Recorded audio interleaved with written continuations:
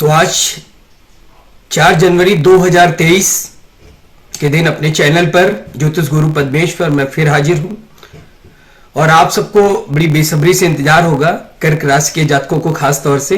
तो आज हम सिर्फ चर्चा करेंगे कर्क राशि के बारे में। मैं हूं आपका होस्ट, आपका दोस्त ज्योतिष गुरु पद्मेश, डॉक्टर एस वर्मा पद्मेश ज्योतिषाचार्य। पुनः एक बार अपने चैनल पे सभी को मेरा नमस्कार, सभी को मेरा राम राम, श्री राधे। साथियों, नए वर्ष की उत्सुकता सबको होती है और हर व्यक्ति जानना चाहता है कि नए वर्ष में उसका हाल क्या रहेगा, कैसे रहेंगे ग्रहों का खेल और क्या रहेगा ग्रहों का चक्र। हर व्यक्ति की उत्सुकता होती है। तो आइए ज्यादा देर न करते हुए कर्क राशि के जातकों के बारे में हम चर्चा शुरू करते हैं। साथियों, कर्क राशि की अगर मैं बात करूं तो आप जानते हैं कर्क राशि का व्यक्ति जो ठान लेता है वो करके गुजरता है और कर्क की पहचान ही यही है। अगर इसे इंग्लिश में वर्णित करें तो इसे कैंसर भी बोलते हैं। तो निश्चित तौर पे ये किसी का पीछा जल्दी छोड़ता नहीं। आइए बात करते हैं कैसा रहेगा नया साल। अगर जनवरी 2023 की बात की जाए तो 14 जनवरी सन 2023 से कर्क राशि के जातकों की कुंडली में शनि का प्रवेश होने जा रहा है। और क्योंकि शनि का प्रवेश होने जा रहा है तो निश्चित तौर पे ये जान लीजिए कि ये समय हमारे लिए वक्री है।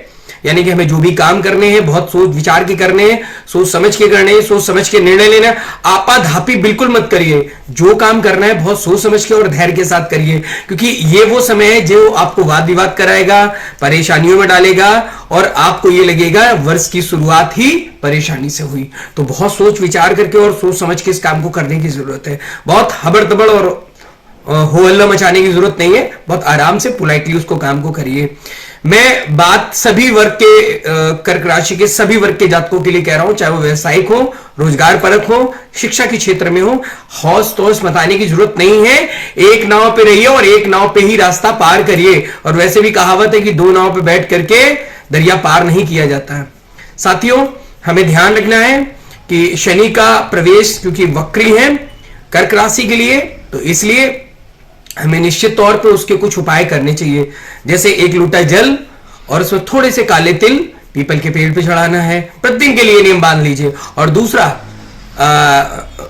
एक कपूर ले लीजिए और कपूर से वट वृक्ष की आरती करनी है।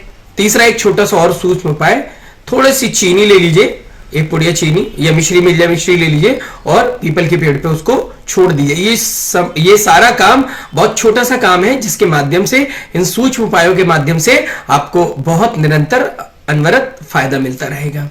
अगर थोड़ा सा और आगे चर्चा की जाए कर्क राशि के बारे में तो गुरु का प्रवेश आपको मार्च में मिल जाएगा। मार्च अप्रैल के बाद से जो समय आपका होगा वो बहुत अच्छा होगा। और अब ये वो समय है कि आप, मैं कह सकता हूं कि अपनी कमर की पेटी बांध लीजिए और जितनी तेज दौड़ना है दौड़ लीजिए।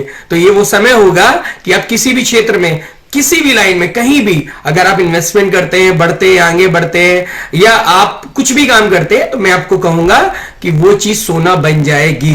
यानी कि आपका 1% भी रिस्क फैक्टर खत्म, आप 100% प्रॉफिट फैक्टर में आ जाएंगे। और साथ ही साथ मैं विद्यार्थियों से जुड़े हुए लोगों से कहूंगा कि मेहनत से थोड़ा सा उस मुकाम को पाने का प्रयास करिए, क्योंकि मेहनत करेंगे तो उन मुकामों को आप बहुत आसानी से पा पाएंगे। मैन्युफैक्चर कंपनी की तरफ की अगर मैं बात करूं तो मैन्युफैक्चरर्स वगैरह में हमें ध्यान रखना है कि मैन्युफैक्चरिंग, क्योंकि हम किसी भी चीज का आकार परिवर्तित करके उस चीज को बनाने का काम करते हैं। तो निश्चित तौर पर हमें यह ध्यान रखना है कि अगर हम किसी काम को कर रहे हैं, किसी चीज को बना रहे हैं तो खास तौर से भगवान विश्वकर्मा का इसमें बहुत बड़ा अहम योगदान होता है।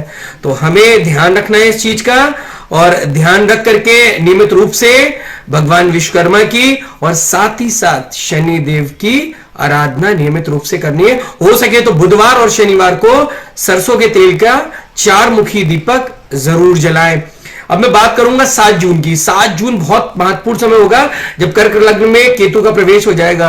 और केतु का प्रवेश जैसे ही होगा निश्चित तौर पे आप जान लीजिए कि अचानक से आपकी जो इतनी तेज दौड़ लग रही थी और चीजें चल रही थी वो चीजें आपकी रुकावट में आ जाएंगी, उनमें व्यवधान आपको देखने को मिलने लगेगा। तो थोड़ा सा हमें ध्यान रखना है कि इस समय विचलित होने की जरूरत नहीं है, परेशान होने की जरूरत नहीं है।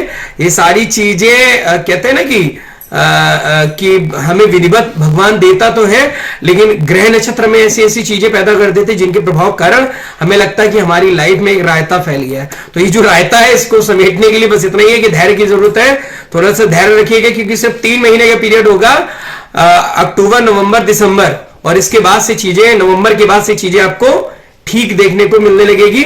थोड़ा सा मैं आपको साथियों से ये भी कहूंगा, थोड़ा माताओं बहनों के स्वास्थ्य में ध्यान दीजिएगा, क्योंकि स्त्रियों को थोड़ा सा समस्या रहेगी, और खास तौर से कर्क राशि के जातकों की माताओं को थोड़ा स्वास्थ्य संबंधी समस्या उत्पन्न होगी, रहेगी, खास तौर से उदर संबंधित। तो थोड़ा सा इसका ख्याल रखें और ध्यान रखें।